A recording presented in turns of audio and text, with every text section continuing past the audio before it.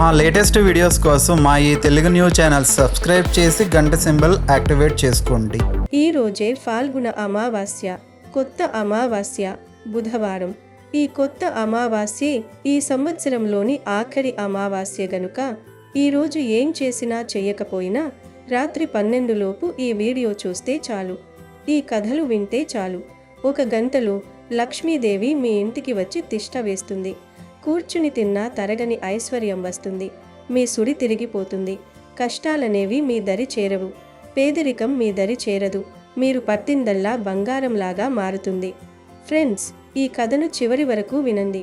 మధ్యలోనే ఆపేస్తే ఎటువంటి ఫలితం రాదు కనుక భక్తితో చివరి వరకు వినండి. ఫస్ట్ అయితే కామెంట్ బాక్స్లో ఓం శ్రీ మహాలక్ష్మీ దేవియే నమః, ఓం గం గణపతియే నమః అని ఒక కామెంట్ చేయండి. అలాగే ఈ వీడియోకి ఒక లైక్ కొట్టండి. మా ఛానల్ని సబ్స్క్రైబ్ చేసుకుని మాకు సపోర్ట్ చేయండి. పూర్వం ఒక అందమైన గ్రామంలో ధనగుప్తుడు అనే ఒక గొప్ప వ్యాపారి ఉండేవాడు. ఆయన పేరుకు తగ్గట్టే అపారమైన ధనవంతుడు, అంతకు మించిన గుణవంతుడు. ధనగుప్తుడి ఇల్లు ఎప్పుడూ కళకళలాడుతూ ఉండేది. ఆ ఇంటి ముంగిట నిత్యం రంగవల్లులు, గుమ్మాలకు పచ్చని తోరణాలు, ఇంట్లో ధూపదీప నైవేద్యాల సుగంధాలు వెదజల్లుతూ ఉండేవి. ఆయనకు 4 కొడుకులు, 4 కోడళ్ళు. అందరూ ఒకే తాటిపై నడుస్తూ ఒకరినొకరు గౌరవించుకుంటూ ఉండేవారు. ధనగుప్తుడు ప్రతి నెలా వచ్చే అమావాస్య రోజున తప్పనిసరిగా లక్ష్మీదేవిని పూజించి దీపారాధన చేసేవాడు. అమావాస్య రోజున చీకటిని వెళ్ళగొట్టి లక్ష్మీదేవిని ఇంటికి ఆహ్వానించడం వెనుక ఒక పెద్ద రహస్యం ఉందని ఆయన నమ్మేవాడు. అయితే కాలక్రమేణా ఆ ఇంట్లో పరిస్థితులు నెమ్మదిగా మారసాగాయి. ఉమ్మడి కుటుంబంలో ఉండడం వల్ల చిన్న చిన్న మనస్పర్ధలు మొదలై అవి కాస్త పెద్ద గొడవలకు దారితీశాయి. కోడళ్ల మధ్య మాట పట్టింపులు, కొడుకుల మధ్య ఆస్తిపాస్తుల గురించిన చర్చలు మొదలయ్యాయి. ఒకప్పుడు ప్రశాంతంగా ఉన్న ఆ ఇంట్లో ఇప్పుడు ఉదయం లేవగానే చిరాకులు, కేకలు వినబడసాగాయి.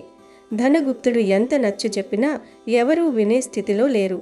సరిగ్గా కొత్త అమావాస్య రాబోయే ముందు రోజు రాత్రి ఊరంతా గాఢ నిద్రలో ఉన్న సమయంలో ధనగుప్తుడికి ఒక వింత అనుభవం ఎదురైంది. ఆయన పడుకున్న గదిలోకి అకస్మాత్తుగా ఒక దివ్యమైన కాంతి, మరోవైపు విపరీతమైన చీకటి ప్రవేశించాయి. ఆ కాంతిలో నుంచి అపరంజి బంగారు వర్ణంతో పద్మాసనస్తురాలై లక్ష్మీదేవి సాక్షాత్కరించింది. కాని ఆమె ముఖంలో ఎప్పుడూ ఉండే చిరునవ్వు లేదు. ఒక విధమైన విచారం కనిపిస్తోంది. ఆమె పక్కనే నల్లని రూపంతో, చింపిరి జుట్టుతో, కళ్ళల్లో క్రూరత్వంతో మరో స్త్రీ నిలబడి ఉంది. ఆమెను చూడగానే ధనగుప్తుడికి ఒళ్ళు గగురు పొడిచింది. ఆమె ఎవరో కాదు, లక్ష్మీదేవికి జ్యేష్ఠ సోదరి అయిన అలక్ష్మి లేదా దరిద్ర దేవత. భయంతో వణికిపోతూనే ధనగుప్తుడు ఆ 2 దేవతలకు సాష్టాంగ నమస్కారం చేశాడు. లక్ష్మీదేవి భారమైన స్వరంతో ఇలా అంది, నాయనా ధనగుప్త, నీవు ఇన్నేళ్లుగా నన్ను ఎంతో భక్తితో పూజించావు. నీ ధర్మబుద్ధికి మెచ్చి నేను నీ ఇంట్లో ఇన్నేళ్లు స్థిరంగా ఉన్నాను. కానీ ఇప్పుడు నీ ఇంట్లో వాతావరణం మారిపోయింది. ఎక్కడైతే కలహాలుంటాయో, ఎక్కడైతే అశాంతి రాజ్యమేలుతుందో అక్కడ నేను ఒక్క క్షణం కూడా ఉండలేను. అందుకే నేను వెళ్ళిపోవాలని నిర్ణయించుకున్నాను. నా స్థానంలో నా సోదరి అలక్ష్మి ఇక్కడ ఉండటానికి సిద్ధంగా ఉంది అని అంది. ఆ మాటలు వినగానే ధనగుప్తుడి గుండె ఆగినంత పనయింది. తల్లి, నేను ఏం తప్పు చేశాను? నా కుటుంబం ఇలా ఎందుకు మారిపోయింది? నువ్వు వెళ్ళిపోతే మేము అనాథలమైపోతాము కదా, దయచేసి మమ్మల్ని వదిలి వెళ్ళొద్దు అని వేడుకున్నాడు. అప్పుడు అలక్ష్మి వికటంగా నవ్వుతూ, చూడు వ్యాపారి, ఈ అమావాస్య చీకటి నాకు చాలా ఇష్టం. నీ కోడళ్ల మాటల్లోని కటువుదనం, నీ కొడుకుల మనస్సులోని అసూయ నాకు ఆహ్వానం పలికాయి. ఎక్కడైతే గొడవలు జరుగుతాయో, ఎక్కడైతే ఇంటి ఆడపడుచులు కన్నీరు పెడతారో అక్కడ నేను తిష్ట వేసుకుని కూర్చుంటాను. నీ సంపదనంతా హరిస్తాను. మీ మధ్య ఉన్న బంధాలను తెంచేస్తాను. రేపు అమావాస్య ముగిసే సమయానికి నా సోదరి బయటకు వెళ్తుంది, నేను లోపలికి వస్తాను అని హెచ్చరించింది. లక్ష్మీదేవి ధనగుప్తుడి భక్తిని చూసి జాలిపడి, నాయనా, సంప్రదాయం ప్రకారం నేను ఒక ఇంటిని వదిలి వెళ్లే ముందు ఆ ఇంటి యజమానికి ఒక వరం ఇవ్వాలి. రేపు సాయంత్రం లోపు నీకు ఏం కావాలో కోరుకో. నువ్వు ఏది కోరితే అదిస్తాను. కానీ నేను మాత్రం వెళ్ళక తప్పదు. రేపు రాత్రి నేను బయలుదేరే ముందు మళ్ళీ కనిపిస్తాను అని చెప్పి మాయమైపోయింది. మరుసటి రోజు ఉదయం ధనగుప్తుడు కన్నీళ్లతో నిద్రలేచాడు. తన భార్యకు జరిగిందంతా వివరించాడు. ఆ దంపతులిద్దరూ చాలాసేపు చర్చించుకున్నారు. వారి ముగ్గురు పెద్ద కోడళ్ళు ధనం మీద వ్యామోహంతో ఉన్నారని, కానీ 4వ కోడలు మాత్రం చాలా వివేకవంతురాలని వారికి తెలుసు. తన కోడళ్ల మనసులో ఏముందో తెలుసుకోవాలని ధనగుప్తుడు నిర్ణయించుకున్నాడు. ముందుగా పెద్ద కోడలిని పిలిచి, అమ్మా, ఈ అమావాస్య రోజున లక్ష్మీదేవి మన ఇంటిని వదిలి వెళుతోంది. వెళ్లే ముందు మనకు ఒక వరం ఇస్తానంది. మన ఇంటికి ఏం కావాలో నువ్వే చెప్పు అన్నాడు. దానికి పెద్ద కోడలు ఏమాత్రం ఆలోచించకుండా, మావయ్య గారు, లక్ష్మీదేవి వెళితే వెళ్ళనివ్వండి, కానీ ఆమె వెళ్ళేటప్పుడు తరతరాల వరకు సరిపోయే అంత బంగారం, వజ్రవైడ్యూర్యాలు ఇచ్చి వెళ్ళమని కోరండి. బంగారం ఉంటే మనకు గౌరవం ఉంటుంది, ఎవరి మీద ఆధారపడాల్సిన పని లేదు అంది. ధనగుప్తుడు నిట్టూర్చి 2వ కోడలిని పిలిచాడు. ఆమె, మావయ్య గారు, బంగారం ఎన్నాళ్ళుంటుంది? దొంగలు ఎత్తుకుపోవచ్చు. కాబట్టి మనకు ఊరి నిండా పెద్ద పెద్ద భవనాలు, వ్యాపార సంస్థలు రాసిమ్మని కోరండి. అద్దెలతోనే మనం హాయిగా బ్రతికేయవచ్చు అంది. 3వ కోడలు వచ్చి, మావయ్య గారు, భవనాలు పాతబడిపోతాయి, మనకు 100 ఎకరాల పంట భూములు ఇచ్చి వెళ్ళమని కోరండి. భూమి ఉంటే ఎప్పుడూ అన్నానికి లోటు ఉండదు, రాజుల్లా బ్రతకవచ్చు అని సలహా ఇచ్చింది. చివరిగా 4వ కోడలిని పిలిచాడు. ఆమె చాలాసేపు మౌనంగా ఉండి కళ్ళల్లో నీళ్లతో ఇలా అంది, మామయ్య గారు, లక్ష్మీదేవి మన ఇల్లు వదిలి వెళుతుందంటే అది మన దౌర్భాగ్యం. ఆమె వెళ్ళేటప్పుడు ఆస్తులు ఇస్తే ఏమొస్తుంది? మనసులో శాంతి లేనప్పుడు కోట్లున్నా శవంతో సమానం. మీరు ఆ తల్లిని ఒక్కటే వరం కోరండి. మన ఇంట్లో ఎన్ని కష్టాలు వచ్చినా, ఎంత పేదరికం వచ్చినా మనందరి మధ్య ప్రేమ, ఐకమత్యం, అనురాగం మాత్రం తగ్గకూడదని కోరుకోండి. ఒకరినొకరు అర్థం చేసుకునే మనసుని, శాంతిని ప్రసాదించమని అడగండి. మనం కలిసుంటే ఆ దరిద్ర దేవత కూడా మనల్ని ఏం చేయలేదు అని చెప్పింది. ఆ మాటలు విన్న ధనగుప్తుడికి జ్ఞానోదయమైంది. తన 4 కోడళ్ల కోరికల గురించి భార్యతో చర్చించగా ఆమె కూడా 4వ కోడలు చెప్పినదే సరైనదని అంగీకరించింది. ఎందుకంటే సంపద వస్తుంది పోతుంది, కానీ మనుషుల మధ్య అనుబంధం పోతే తిరిగి రాదు. ఆ రాత్రి అమావాస్య సమయం ఆసన్నమైంది. ఊరంతా చీకటిగా ఉంది. ధనగుప్తుడి ఇంటిని దీపాలతో అలంకరించి మనసుని నిర్మలం చేసుకుని లక్ష్మీదేవి కోసం ఎదురు చూడసాగాడు. చెప్పినట్లుగానే లక్ష్మీదేవి, అలక్ష్మి ప్రత్యక్షమయ్యారు. లక్ష్మీదేవి అడిగింది, నాయనా, నీ వరం కోరుకున్నావా? నా సోదరి లోపలికి రావడానికి సిద్ధంగా ఉంది అని. అప్పుడు ధనగుప్తుడు వినయంగా తల వంచి, తల్లి, నాకు బంగారం వద్దు, భవనాలు వద్దు, భూములు వద్దు. నువ్వు వెళ్ళేటప్పుడు మాకు ఒకే ఒక్క వరం ఇవ్వు. నా ఇంట్లో ఉన్నవారందరూ, రాబోయే తరాల వారు కూడా ఎప్పుడూ ఒకరినొకరు ప్రేమించుకుంటూ ఐకమత్యంగా ఉండాలి. ఎంతటి ఆపద వచ్చినా మా మధ్య గొడవలు రాకూడదు. మా మనసుల్లో ఎప్పుడూ ప్రశాంతత నిండి ఉండేలా దీవించు తల్లి అని కోరుకున్నాడు. ఆ మాట వినగానే లక్ష్మీదేవి ముఖంలో ఒక వెలుగు వికసించింది. పక్కనే ఉన్న అలక్ష్మి ముఖం పాలిపోయింది. అలక్ష్మి కోపంతో, ఏమిటిది? నువ్వు ఆస్తులు కోరుకుంటే నేను వాటిని నాశనం చేసి ఆనందించేదాన్ని, గొడవలు పెట్టి మీ ప్రాణాలు తీసేదాన్ని. నువ్వు ఐకమత్యం కోరుకుంటే నా ఆటలు సాగవు కదా అని అరిచింది. లక్ష్మీదేవి చిరునవ్వుతో ఇలా అంది, చూడు నాయనా, ఎక్కడైతే ప్రేమానురాగాలుంటాయో, ఎక్కడైతే ఐకమత్యం ఉంటుందో అక్కడ దరిద్ర దేవత అడుగు పెట్టలేదు. నా సోదరి అలక్ష్మికి గొడవలు, అసూయ, ద్వేషం అంటే ఇష్టం. నువ్వు ఐకమత్యాన్ని కోరుకోవడం ద్వారా ఆమె రావడానికి ఉన్న అన్ని ద్వారాలను మూసేశావు. ఎక్కడైతే శాంతి ఉంటుందో అక్కడ నేను ఉండకుండా వెళ్ళలేను. చంచలమైన దాన్నైనప్పటికీ ఐకమత్యం అనే బంధంతో నువ్వు నన్నిక్కడ కట్టేశావు. కాబట్టి నేను నీ ఇంట్లోనే స్థిరంగా ఉంటాను. నా సోదరి అలక్ష్మికి ఇక్కడ చోటు లేదు అని పలికింది. అలక్ష్మి తన ఓటమిని అంగీకరించి విలపిస్తూ ఆ ఇంటి నుండి శాశ్వతంగా వెళ్ళిపోయింది. ధనగుప్తుడి కోడళ్ళు, కొడుకులు అప్పటికి అక్కడికి చేరుకుని ఆ దృశ్యాన్ని చూశారు. తమ తప్పును తెలుసుకుని ఒకరినొకరు క్షమించుకున్నారు. లక్ష్మీదేవి వారిని ఆశీర్వదించి, నాయనా, ప్రతి నెల వచ్చే అమావాస్య రోజున కేవలం ఇంటిని శుభ్రం చేస్తే సరిపోదు. మనసులో ఉన్న కపటాన్ని, అసూయను కూడా శుభ్రం చేసుకోవాలి. పాత గొడవలను వదిలేసి కొత్త ప్రేమను పంచుకోవాలి. ఏ ఇంట్లో అయితే ఆడవారు గౌరవించబడతారో, ఎక్కడైతే పెద్దల మాటలకు విలువ ఉంటుందో అక్కడ నేను ఎల్లప్పుడూ కొలువై ఉంటాను అని చెప్పి అంతర్ధానమైంది. అప్పటి నుండి ధనగుప్తుడి కుటుంబం ఎంతో ఆనందంగా ఉంది.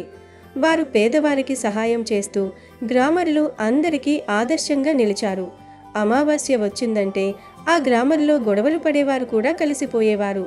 కాబట్టి లక్ష్మీదేవి అనుగ్రహం అంటే కేవలం డబ్బు రావడం మాత్రమే కాదు, మన ఇంట్లో ప్రశాంతత ఉండటం, మనం ఇతరుల పట్ల చూపే ప్రేమ, కుటుంబ సభ్యుల మధ్య ఉండే ఐకమత్యమే నిజమైన లక్ష్మి. ఏ ఇంట్లో అయితే నిత్యం కలహాలుంటాయో అక్కడ దరిద్ర దేవత రాజ్యమేలుతుంది. అందుకే గొడవలకు దూరంగా ఉందాం, శాంతితో లక్ష్మీదేవిని మన ఇంట్లోకి ఆహ్వానిద్దాం. అలాగే ఈరోజు శ్రీకృష్ణుడు చెప్పిన ఈ పవిత్ర కథను వింటే చాలు, మీకున్న దరిద్రాలు పోతాయి, కలి ప్రభావం పడదు. పాండవులు రాజ్యాన్ని పరిపాలిస్తున్న సమయం. అయితే రాబోవు కలియుగం ఎలా ఉండబోతుందో, ఆ కలియుగంలో మానవులు ఎలా ప్రవర్తిస్తారో అనే విషయం తెలుసుకోవాలనే కోరిక పాండవులకు కలిగింది. అప్పుడు పాండవులందరూ కలిసి శ్రీకృష్ణుని దగ్గరకు వెళ్ళి వారి మనసులో ఉన్న కోరికను చెప్పారు. అప్పుడు శ్రీకృష్ణుడు పాండవులతో ఇలా అంటాడు: నేను 5 బాణాలను అడవిలోనికి వేస్తున్నాను. మీరందరూ అడవిలో ఒక్కొక్కరు ఒక్కో వైపు వెళ్ళి 5 బాణాలను వెతికి తీసుకురండి. మీకు బాణం దగ్గర ఏదైనా కనబడితే వచ్చిన తర్వాత నాతో చెప్పండి. అప్పుడు నేను మీరు అడిగిన దానికి సమాధానం చెప్తాను అని అంటాడు. అప్పుడు పాండవులందరూ కూడా శ్రీకృష్ణుడికి నమస్కరించి బాణాలను వెతుకుతూ అడవిలోనికి బయలుదేరారు. ఆ 5 పాండవులు ఒక్కొక్కరు ఒక్కో దిశలోనికి వెళ్ళారు. మొదటిగా ధర్మరాజుకి బాణం దొరుకుతుంది. ఆ బాణం దగ్గర ఒక ఆశ్చర్యకరమైన సంఘటనను ధర్మరాజు చూస్తాడు. ధర్మరాజుకు ఒక ఏనుగు కనబడుతుంది. దానికి విచిత్రంగా 2 తొండాలు ఉంటాయి. దానిని చూసిన ధర్మరాజు ఎంతో ఆశ్చర్యపోతాడు.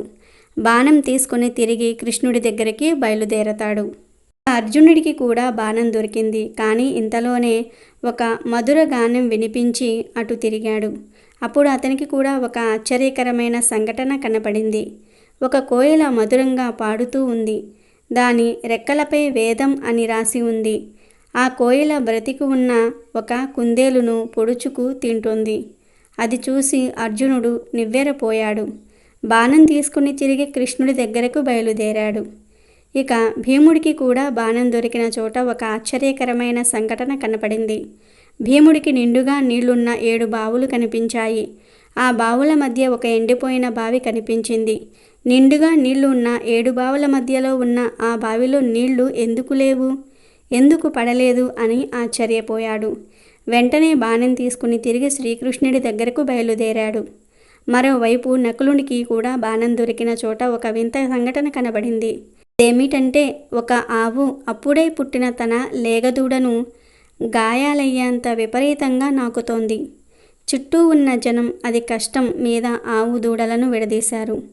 అది చూసి నకులునికి ఆశ్చర్యమేసింది. బాణం తీసుకుని నకులుడు కూడా వెనుదిరిగాడు. ఇక సహదేవునికి బాణం దొరికిన చోట ఒక సంఘటన కనిపించింది. అదేమిటంటే ఒక పర్వతంపై నుండి ఒక పెద్ద బండ దొర్లుతూ వస్తూ దారిలో ఉన్న చెట్లను పడవేస్తుంది. పెద్ద పెద్ద వృక్షాలు కూడా దాని వేగాన్ని ఆపలేకపోయాయి.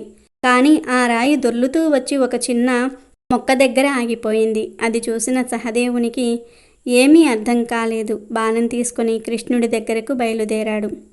తర్వాత పాండవులందరూ ఒక దగ్గర చేరి తాము చూసిన విషయాలను శ్రీకృష్ణుడికి చెప్తామని అతని దగ్గరకు బయలుదేరారు. పాండవులందరూ కలిసి శ్రీకృష్ణుని దగ్గరకు చేరి అతనికి నమస్కరించారు. అప్పుడు కృష్ణుడు పాండవులతో మీరు చూసిన విషయాలు ఏంటో చెప్పండి అని అడుగుతాడు.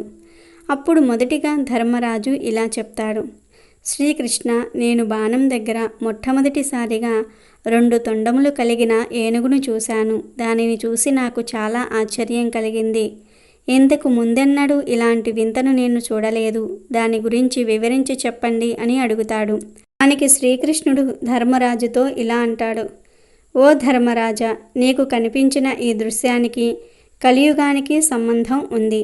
కలియుగంలో మానవులు 2 ముఖాలు ఉన్నట్లుగా ప్రవర్తిస్తారు.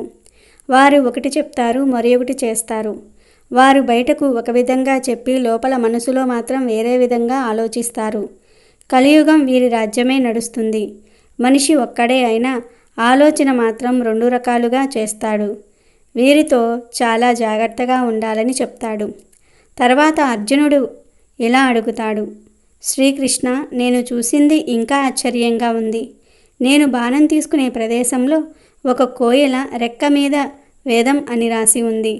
ఆ కోయిల మధురమైన గానం చేస్తూ జీవించి ఉన్న కుందేలును పొడుచుకుని తింటూ కనిపించింది.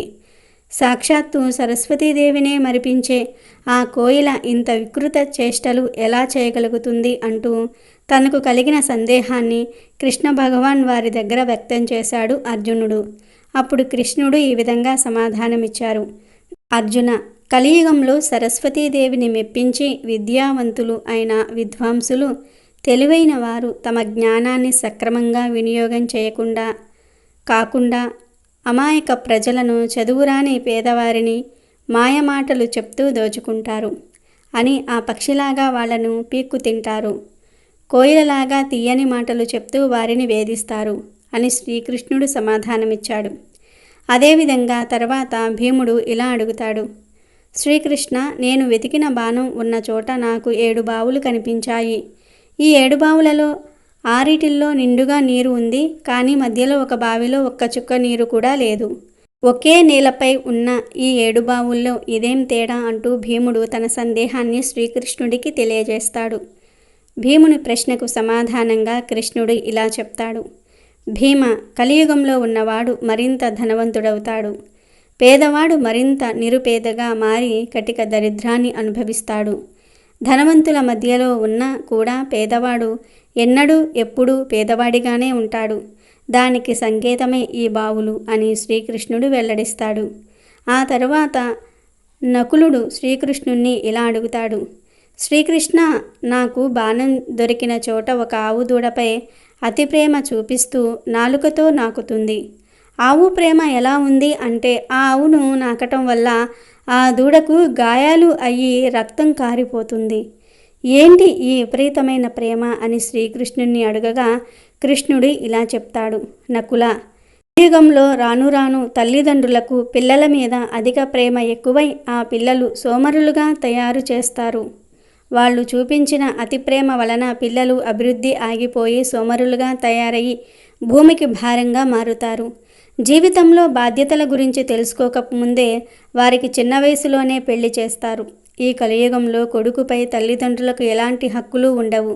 కేవలం భార్యకు మాత్రమే పూర్తి హక్కులు ఉంటాయి. కలియుగంలో తల్లిదండ్రులు పిల్లలపై చూపే అతి ప్రేమకు ఆవు దూడలు చిహ్నాలు అని నకులునికి సమాధానమిస్తాడు శ్రీకృష్ణుడు. ఇక చివరివాడైన సహదేవుడు శ్రీకృష్ణుణ్ణి ఎలా అడుగుతాడు, శ్రీకృష్ణ, నాకు బాణం దొరికిన చోట ఒక పెద్ద పర్వతం నుండి ఒక భారీ బండరాయి దొర్లుకుంటూ కింద పడటం కనిపించింది. ఆ బండరాయి బరువుకు వేగానికి అడ్డు వచ్చిన పెద్ద పెద్ద వృక్షాలు సైతం నేలమట్టం అయిపోతున్నాయి. కానీ ఒక చిన్న మొక్క దగ్గరకు రాగానే ఆ బండరాయి తనంతట తాను ఆగిపోయింది. అది చూసి నేను ఆశ్చర్యానికి లోనయ్యాను. పెద్ద పెద్ద వృక్షాలకు ఆపటం సాధ్యం కాని పని ఒక చిన్న మొక్కకు ఎలా సాధ్యమైందని శ్రీకృష్ణుణ్ణి అడుగుతాడు సహదేవుడు. సహదేవుడు అడిగిన ప్రశ్నకు శ్రీకృష్ణుడు ఈ విధంగా సమాధానమిస్తాడు, సహదేవ, కలియుగంలో మానవులు విచక్షణను కోల్పోతాడు. తన పతనానికి తానే కారణమవుతాడు. మహావృక్షాలు వంటి అతని అధికార బలం, ధనబలం ఇవేమీ అతని పతనాన్ని ఆపలేవు. కానీ చిన్న మొక్క వంటి భగవంతుని నామస్మరణ మానవుడు వినాశనం కాకుండా ఎల్లప్పుడూ కాపాడుతుంది. దీనికి సంకేతమే నువ్వు చూసిన దృశ్యం అని వివరిస్తాడు.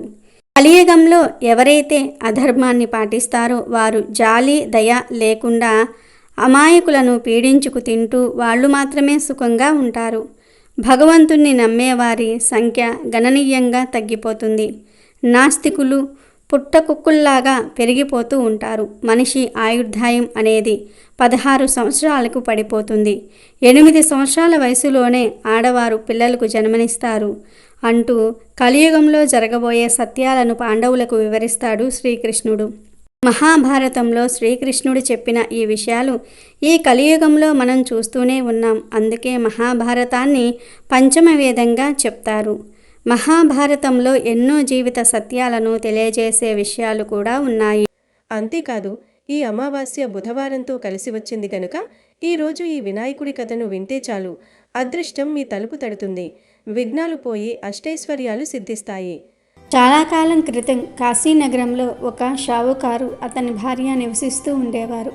వారిద్దరూ వినాయకుడికి పరమభక్తులు. నిత్యం క్రమం తప్పకుండా గణేశుని పూజిస్తూ ఉండేవారు. వినాయకునికి నైవేద్యం పెట్టాక మాత్రమే వారు భోజనం చేసేవారు. ఒకసారి వినాయకుడు షావుకారి గారి పొలం పక్కగా వెళ్తూ ఉంటాడు. అంతలో బొజ్జ గణపయ్యకు ఎంతో ఆకలేస్తుంది. దాంతో వినాయకుడు పొలంలో నుంచి కొన్ని జొన్న కంకులు కోసి తింటాడు. ఆ తర్వాత, అయ్యో, నేను షావుకారి పొలంలో నుంచి అడగకుండా కంకులు తిన్నాను. ఇది దొంగతనం కదా, దీనికి ప్రాయశ్చిత్తం చేసుకోవాలి అనుకుంటాడు. వెంటనే వినాయకుడు నౌకర్లాగా మారి షావుకారు యొక్క దుకాణానికి వెళ్తాడు. వెళ్ళి షావుకారుతో, షావుకారు గారు, నన్ను ఏదైనా పనిలో పెట్టుకోరా అని అడుగుతాడు. అప్పటికే షావుకారి దుకాణంలో ఏదో కారణం చేత పని ఆగిపోతుంది. వినాయకుడు అక్కడికి వెళ్ళగానే ఆ ఇబ్బంది తొలగిపోతుంది. అప్పుడు షావుకారు వినాయకుడితో, నీ పేరు ఏంటబ్బాయి అని అడుగుతాడు. నా పేరు గణేష్ అంటాడు గణేశుడు. షావుకారు అతన్ని పనిలో పెట్టుకుంటాడు. ఒకరోజు గణేశుడు పనిచేస్తూ ఉండగా షావుకారి భార్య కాలకృత్యాలు తీర్చుకొని వచ్చి చేతిని రాతితో తోముకుంటూ ఉంటుంది. ఇది చూసి గణేశుడు ఆమె వద్దకు వెళ్ళి ఆమె చేతిలో నుంచి రాయి తీసి చేతిని మట్టితో తోముకోండి అని చెప్తాడు. కానీ పనివాడు రాయి లాక్కున్నాడని ఆమెకు బాగా కోపం వస్తుంది. ఆమె వెంటనే భర్త దగ్గరకు వెళ్ళి షావుకారుకి ఫిర్యాదు చేస్తుంది. అప్పుడు షావుకారు గణేశుని పిలిచి అమ్మవారి చేతిలోని రాయిని ఎందుకు లాక్కున్నావు అని అడుగుతాడు. అప్పుడు గణేశుడు, అయ్యా, అమ్మగారు రాతితో చేతిని తోముకుంటున్నారు. దానివల్ల ఇంటి సిరి సంపదలు తొలగిపోతాయి. అందుకే అలా చేయొద్దని చెప్పానని అంటాడు. సరే, ఇక వెళ్ళు అని షావుకారు గణేశుడిని అక్కడి నుండి పంపివేసి తన భార్యను పిలిచి ఇలా అంటాడు. నువ్వు గణేశుడి మాట విను. అతను ఎప్పుడూ మన మంచే కోరుకుంటాడు కనుక గణేశుడి మాట విను అంటాడు. కొన్ని రోజులకు కుంభమేళ వస్తుంది. షావుకారు గణేశుడిని పిలిచి అమ్మగారిని గంగా స్నానానికి తీసుకువెళ్ళమని చెప్తాడు. గణేశుడు ఆమెను తీసుకుని కుంభమేళకు వెళ్తాడు. కానీ ఆమె నది ఒడ్డున కూర్చుని గంగా స్నానం చేస్తూ ఉంటుంది. గణేశుడు ఇది చూసి ఆమె చెయ్యి పట్టుకుని నదిలో కొంచెం ముందుకు తీసుకువెళ్ళి గంగలో స్నానం చేయమని చెప్తాడు. దీంతో ఆమెకు బాగా కోపం వచ్చి ఇంటికి వెళ్ళాక షావుకారికి గణేశుడు నా చెయ్యి పట్టుకుని నదిలోనికి లాక్కెళ్ళాడని మరలా ఫిర్యాదు చేస్తుంది. దాంతో షావుకారు గణేశుని పిలిచి ఇలా ఎందుకు చేశావని అడుగుతాడు. అప్పుడు గణేశుడు, అయ్యా, అమ్మగారు ఒడ్డున కూర్చొని ఇతరులు స్నానం చేసిన నీటితో స్నానం చేస్తున్నారు. అలా చేస్తే పాపం చుట్టుకుంటుంది. అందుకే ఆమెను నది మధ్యలోనికి తీసుకుని వెళ్ళి మునకలు వేయించాను. దీనివల్ల మీరు వచ్చే జన్మలో రాజు రాణిగా పుడతారు అంటాడు. షావుకారు ఇది విని సంతోషిస్తాడు. అతడు ఏ తప్పు చేయలేదు, ఆ వచ్చే జన్మల గురించి కూడా ఆలోచిస్తున్నాడు అనుకుంటాడు. మరుసటి రోజు షావుకారి ఇంట్లో యజ్ఞం జరుగుతూ ఉంటుంది. అప్పుడు షావుకారు గణేశునితో వెళ్ళి అమ్మగారిని తీసుకుని రమ్మని చెప్తాడు. ఆమె యజ్ఞంలో కూర్చోవాలని చెప్తాడు. గణేశుడు వెళ్ళి చూస్తే ఆమె నల్ల రంగు చీర కట్టుకొని ఉంటుంది. గణేశుడు ఆ చీర మార్చుకొని ఎర్ర రంగు చీర కట్టుకొని యజ్ఞానికి రావలసినదిగా ఆమెకు చెప్తాడు. చీర మార్చుకోమని చెప్పగా ఆమెకు బాగా కోపం వచ్చి షావుకారు వద్దకు వెళ్ళి మరలా ఫిర్యాదు చేస్తుంది. షావుకారు గణేశుడిని పిలిచి మళ్ళీ అడుగుతాడు. అప్పుడు అతను అమ్మగారు నల్లటి చీర కట్టుకొని యజ్ఞానికి వస్తున్నారు. దానివల్ల యజ్ఞం చేసిన ఫలితం దక్కదు. అందుకే ఎర్ర రంగు చీర కట్టుకొని రమ్మని చెప్పాను అంటాడు. ఇది విని షావుకారు గణేశుడు చాలా తెలివైనవాడు, ఎప్పుడూ మన గురించి ఆలోచిస్తూ ఉంటాడు, మన మంచే కోరుకుంటాడు, అతను ఎలా చెప్తే అలా చెయ్యి అని భార్యతో అంటాడు. కొన్ని రోజులకు వినాయక చవితి వస్తుంది. పురోహితుడు షావుకారుతో వినాయకుణ్ణి కొత్త ప్రమిద తీసుకుని రమ్మని చెప్తాడు. షావుకారు కొత్తది లేదంటాడు. అప్పుడు గణేశుడు, ప్రతిమ స్థానంలో నన్ను కూర్చోబెట్టి పూజ చేయండి, నైవేద్యాలు నాకు పెట్టండి అంటాడు. ఇది విని షావుకారికి చాలా కోపం వచ్చేస్తుంది. గణేశునిపై అరుస్తూ, నీకెంత ధైర్యం, ఇప్పటి వరకు నా భార్యని ఇబ్బంది పెట్టావు, ఇప్పుడు నన్ను కూడా ఇబ్బంది పెడుతున్నావు అంటాడు కోపంగా. అప్పుడు గణేశుడు తన నిజ రూపంలోనికి మారి పూజా స్థలంలో విరాజితుడు అవుతాడు. అది చూసి షావుకారు దంపతులు ఆశ్చర్యపోతారు. వారి నోట వెంట మాట కూడా రాదు. ఎంతో భక్తి శ్రద్ధలతో ధూపము దీపము నైవేద్యాలతో వినాయకుడికి పూజ చేస్తారు. పూజ అనంతరం నైవేద్యాలు సమర్పిస్తారు. పూజ ముగిసిన వెంటనే గణేశుడు అంతర్ధానమైపోతాడు. అప్పుడు షావుకారు దంపతులు వినాయకుడిని ఇంట్లో నౌకరుగా పెట్టుకున్నందుకు బాధపడతారు. వినాయకుడితో పని చేయించాము, ఎంత పొరపాటు చేశాం అనుకుంటారు. తిండి తినటం తాగటం మానివేస్తారు. అప్పుడు వినాయకుడు వారికి స్వప్నంలో కనిపించి, ఇందులో మీ తప్పేమీ లేదు. నేను మీ పొలంలో నుంచి కొన్ని కంకులు తిన్నాను. అందువల్ల ఇక్కడికి పనివాడిలాగా వచ్చాను. మీరు సిరి సంపదలతో వర్ధిల్లమని ఆశీర్వదిస్తాడు గణేశుడు. వారిపై ఎప్పుడూ తన కృప ఉంటుందని చెప్తాడు. అలాగే ఈరోజు అమావాస్య పౌర్ణమిల కథ వింటే చాలు, దరిద్రాలు పోతాయి, రాజయోగం పడుతుంది, లక్ష్మీదేవి అనుగ్రహం సిద్ధిస్తుంది.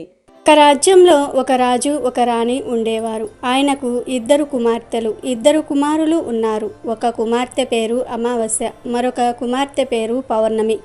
పౌర్ణమి చాలా భక్తి కలిగి ఉండేది. ఎప్పుడూ కూడా గోవులకు సేవలను చేస్తూ ఉండేది. తానే అన్ని పనులను చేసేది. అమావాస్య మాత్రం ఎప్పుడూ కూడా ఏ పూజలు చేయడానికి ఆసక్తి చూపించేది కాదు. ఆమె ఎప్పుడూ కూడా దైవ ప్రార్థన చేయలేదు. అమావాస్య ఏ పని కూడా చేసేది కాదు. కానీ అక్కా చెల్లెళ్ళు ఇద్దరికీ మాత్రము ఒకరంటే ఒకరు చాలా ఇష్టంగా ఉండేవారు. కానీ పూర్ణిమ అంటే రాజుకు రాణికి అంత ఇష్టం ఉండేది కాదు. వారిద్దరూ కూడా అమావాస్యని ఎక్కువగా ప్రేమగా చూసేవారు. తన కొడుకులిద్దరినీ కూడా ప్రేమగా చూసుకునేవారు. తన కొడుకుల విషయంలోనే ఎక్కువ శ్రద్ధను తీసుకుంటూ ఉండేవారు. కాలం గడిచే కొద్దీ రాజుగారి పిల్లలు పెరిగి పెద్దయ్యారు. రాజదంపతులు రాజకుమారులు ఇద్దరికీ కూడా వివాహాన్ని చేశాడు. కుమార్తెలకు కూడా వివాహం చేయాలని నిర్ణయించుకున్నాడు. అప్పుడు రాణి రాజుతో ఇలా చెప్తుంది, చూడండి, పూర్ణిమ ఎప్పుడూ కూడా ఎక్కువగా పనిచేయడానికి ఇష్టపడుతుంది. గోసేవ చేయడానికి ఇష్టపడుతుంది. భజనలు కీర్తనలు అంటూ ఉంటుంది. అందువలన ఆమెకు ఎవరైనా పేదింటి అబ్బాయిని చూసి పెళ్లి చేయమని చెప్తుంది. ఎందుకంటే ధనవంతుల కుటుంబంలోనికి వెళ్ళినట్లయితే ఇవన్నీ చేయడానికి కుదరదు. కాబట్టి మనం పౌర్ణమిని పేద ఇంటికి పంపిద్దాం అంటుంది. దానికి రాజు కూడా సరే అని చెప్పి సంబంధాలు వెతకటం మొదలుపెట్టాడు. చివరికి రాజు పూర్ణిమకు ఒక పేదింటి అబ్బాయితో వివాహాన్ని ఖాయం చేశాడు. ఇక ఇప్పుడు రాణి ఇలా అంటుంది, మహారాజా, అమావాస్యకు కూడా మనము వివాహాన్ని చేద్దాము. అక్కా చెల్లెళ్ళు ఇద్దరికీ కలిపి పెళ్లి చేయండి అని చెప్పింది. అప్పుడు రాజుగారు అదే గ్రామానికి చెందిన వేరే ఒక రాజకుమారుడితో అమావాస్యకు వివాహాన్ని కుదిరించాడు.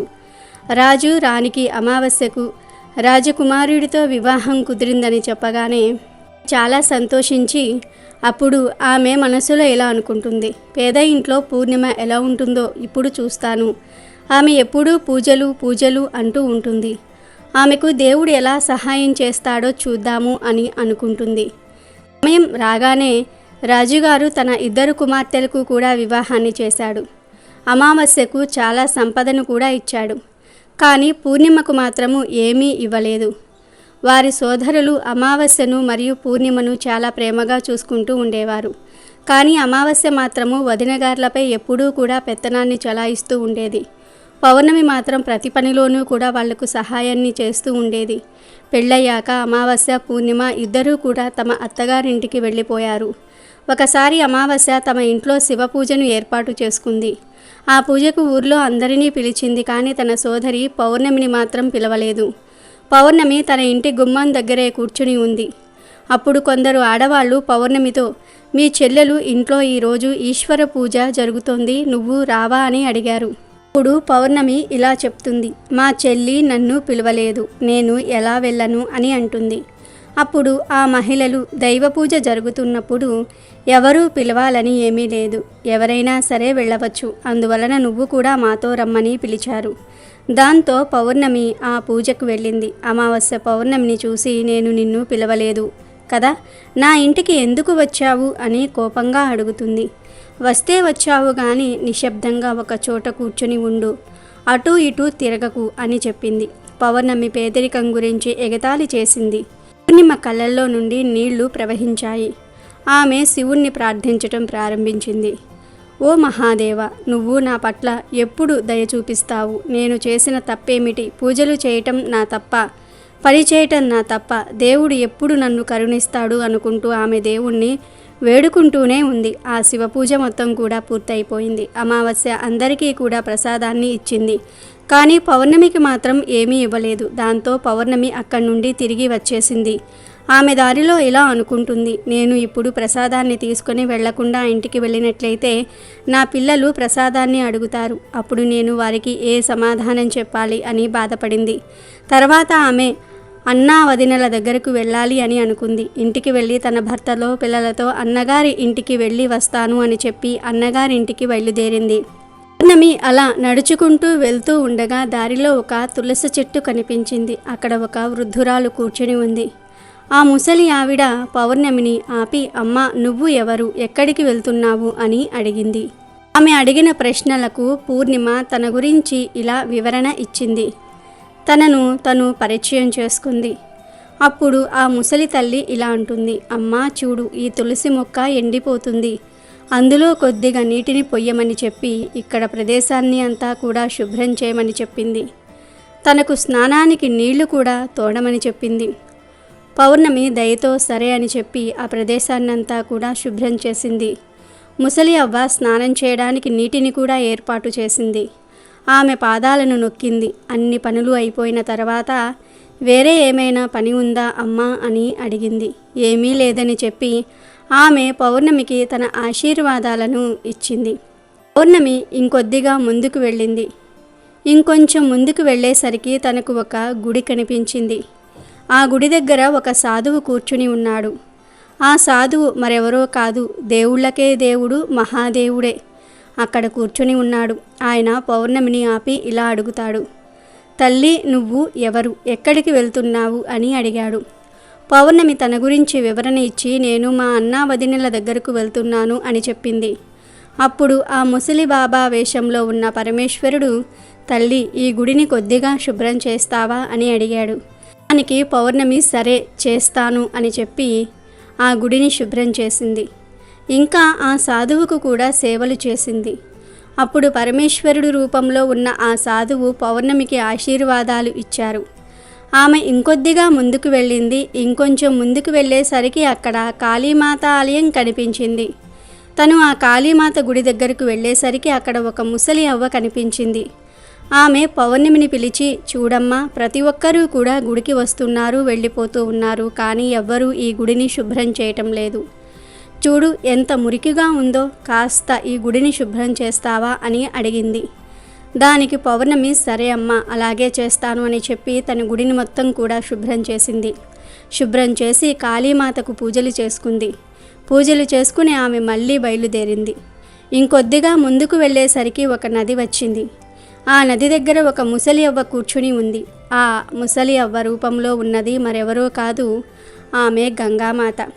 గంగామాత పౌర్ణమితో ఇలా చెప్తోంది, చూడు తల్లి, ప్రతి ఒక్కరూ కూడా ఈ నదిలోనికి దిగి స్నానం చేస్తున్నారు, వెళ్ళిపోతూ ఉన్నారు. ఇక్కడ అంతా కూడా చాలా మురికిగా ఉంది. పైన ప్రదేశం అంతా కూడా చాలా మురికిగా చేశారు. చెత్తంతా పేరుకుపోయింది. ఇదంతా శుభ్రం చేస్తావా అని అడిగింది. దానికి పౌర్ణమి అలాగే చేస్తాను అని చెప్పి ఆ ప్రదేశాన్నంతా కూడా శుభ్రం చేసింది. శుభ్రం చేసిన తర్వాత అక్కడే ఉన్న నావలో కూర్చుని తను ఆ నావ దాటి అవతల వద్దకు వెళ్ళి తన అన్న ఇంటికి వెళ్ళింది. అన్నా వదిన గార్ల ఇంటికి వెళ్ళేసరికి పౌర్ణమి రాకకు వారు చాలా సంతోషపడ్డారు. ఆ రోజంతా కూడా వారు పౌర్ణమితో మంచిగా కబుర్లు చెప్పుకుంటూ ఉన్నారు. రాత్రి అయింది. పౌర్ణమి వాళ్ళ ఇంట్లోనే నిద్రపోయింది. ఉదయం లేచి పౌర్ణమి, నేను వెళ్ళి వస్తాను అని చెప్పేసరికి వదినగారులు తనకు ఎరుపు రంగు చీరను ఇచ్చారు. ఆ చీరను కట్టుకొని వెళ్ళమని చెప్పారు. సరే అని చెప్పి పౌర్ణమి ఆ చీరను కట్టుకుంది. అక్కడ నుండి బయలుదేరుతూ ఉంటే వదినగారులిద్దరూ కూడా ఒక సంచిని తనకు ఇచ్చారు. ఆ సంచిని తీసుకొని వెళ్ళమని చెప్పారు. ఆమె సంచిని తీసుకొని బయలుదేరింది. మళ్ళీ అదే నావ ఎక్కి మళ్ళీ ఇవతల గట్టుకు వచ్చింది. వచ్చి అక్కడ గంగామాత కూర్చుని ఉంది కదా, గంగామాత కూడా పౌర్ణమికి ఒక సంచిని ఇచ్చింది. తను ఆ రెండవ సంచిని కూడా తీసుకుంది. పౌర్ణమి ఇంకొద్దిగా ముందుకు వచ్చేసరికి కాళీమాత ఆలయం కనిపించింది. అక్కడ ఉన్న ముసలి అవ్వ కూడా పౌర్ణమికి ఇంకొక సంచిని ఇచ్చింది. ఆ సంచిని కూడా తీసుకొని పౌర్ణమి ఇంకా ముందుకు బయలుదేరింది. ఇంకా కొంచెం ముందుకు వెళ్ళేసరికి తులసీమాత వచ్చింది. అక్కడ కూడా పౌర్ణమికి తులసీమాత దగ్గర ఉన్న ముసలి అవ్వ ఇంకొక సంచిని ఇచ్చింది. అన్నిటినీ తీసుకొని పౌర్ణమి తన ఇంటికి చేరుకుంది. ఇంటికి చేరుకున్న తర్వాత తను అన్నా వదినలు ఇచ్చిన సంచిని ముందుగా విప్పింది. దానిలో మిఠాయిలు ఉన్నాయి, ఇంకా కొత్త బట్టలు ఉన్నాయి. వాటిని తీసి మిఠాయిలను తన పిల్లలకు ఇచ్చింది. కొత్త బట్టలను తన పిల్లలకు ఇచ్చింది. తర్వాత గంగామాత ఇచ్చిన సంచిని తెరిచింది. ఆ సంచి నిండా కూడా బంగారంతో నిండి ఉంది. అది చూసి పౌర్ణమి చాలా ఆశ్చర్యపోయింది. తర్వాత ఆమె కాళీమాత దగ్గర ఉన్న అవ్వ ఇచ్చిన సంచిని తెరిచేసరికి అది కూడా ధనధాన్యాలతో నిండి ఉంది. తర్వాత పరమేశ్వరుడు ఇచ్చిన సంచిని, తులసిమాత ఇచ్చిన సంచిని తీసేసరికి వాటన్నిటి నిండా కూడా ధనధాన్యాలు ఉన్నాయి. పౌర్ణమి చాలా సంతోషపడింది. తన పేదరికం పోయిందని ఎంతో ఆనందించింది. ఇప్పుడు తన ఇంట్లో ఎటువంటి లోటు కూడా లేదు. తను చాలా సంతోషంగా జీవిస్తుంది. కొన్ని రోజులు గడిచిన తర్వాత పౌర్ణమి ఇంట్లో శివపూజను ఏర్పాటు చేసుకోవాలి అని అనుకుంది. అనుకున్నదే తడవుగా తను శివపూజను ఏర్పాటు చేసుకుని అమావాస్యను కూడా తన ఇంటికి పిలిచింది.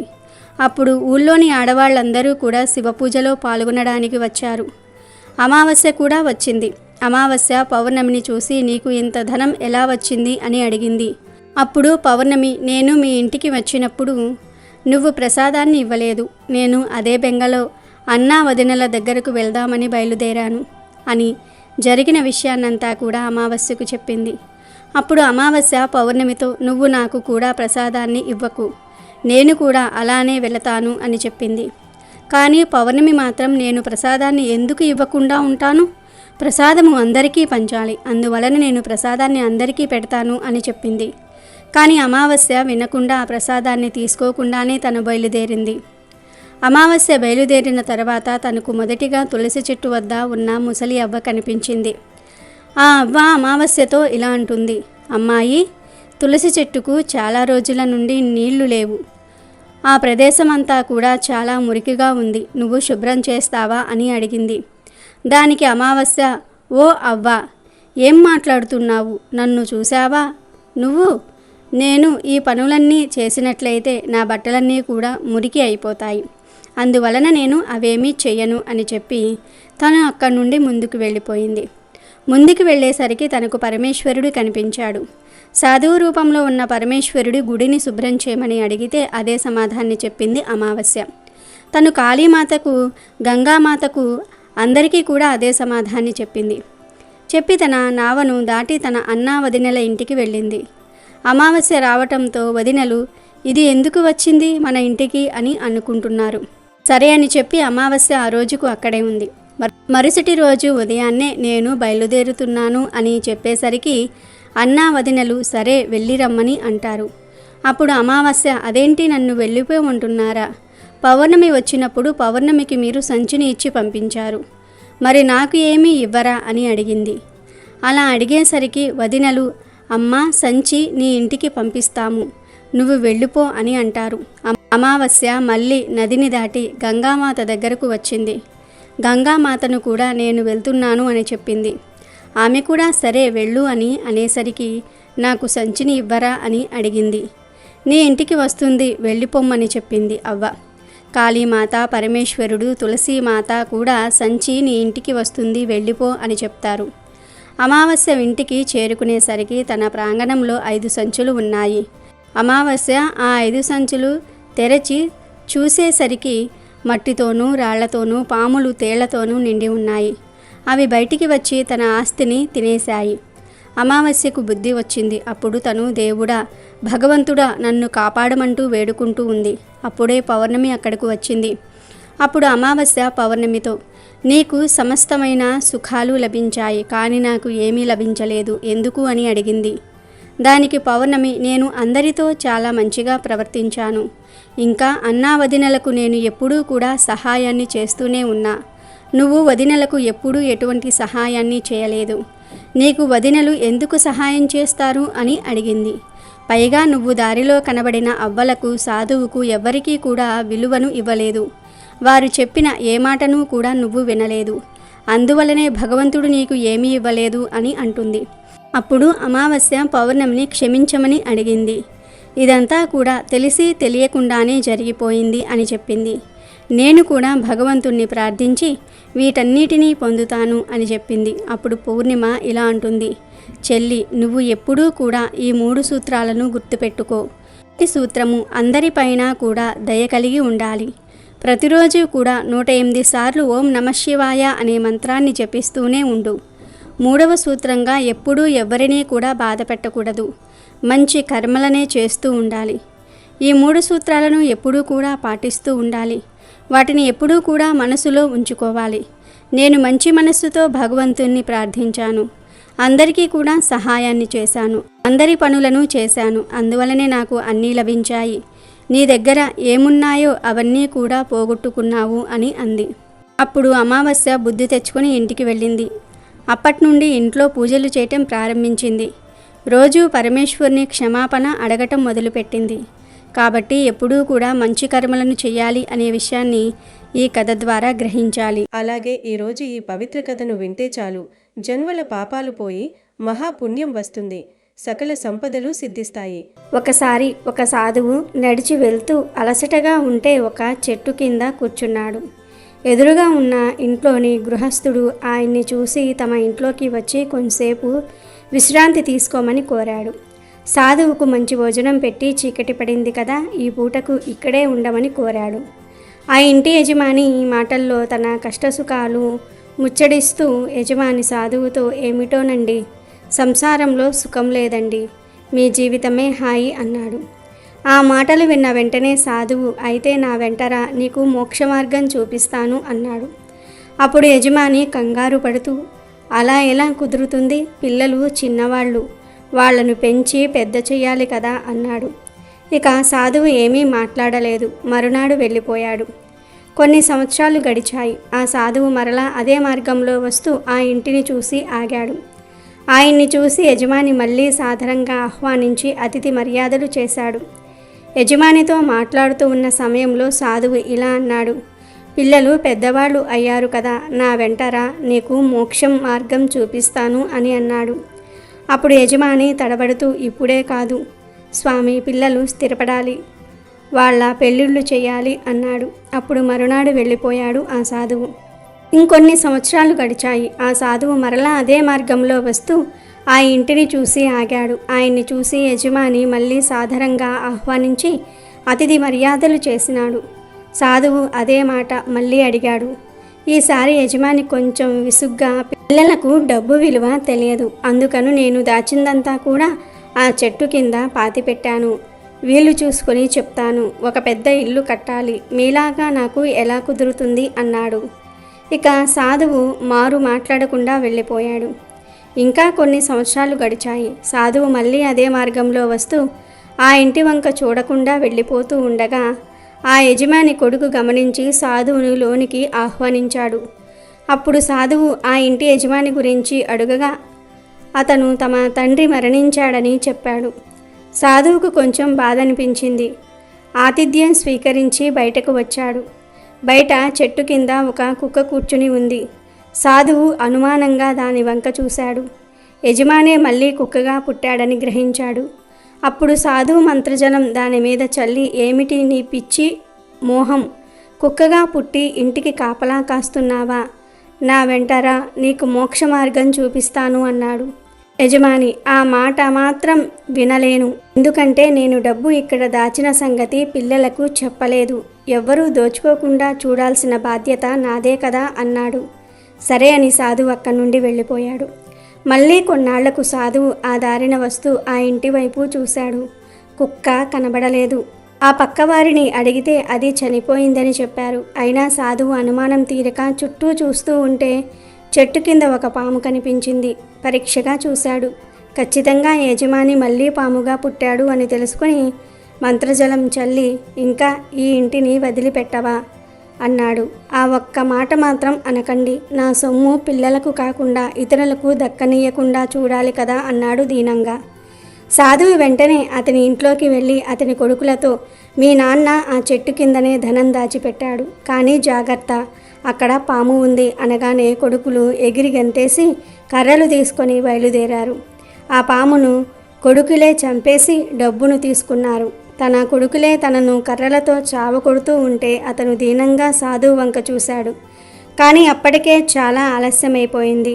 ఇక్కడ గ్రహించవలసిన నీతి ఏమిటి అంటే, గృహస్థాశ్రమంలో బాధ్యతలు తప్పవు, కానీ మోహబంధాలు ఎంత గట్టిగా ఎంతవరకు మనం కట్టేసుకోవాలి అనే వివేకం చాలా అవసరం. ఇహమే కాదు, పరం గురించి కూడా మనం తప్పనిసరిగా ఆలోచించుకోవాలి.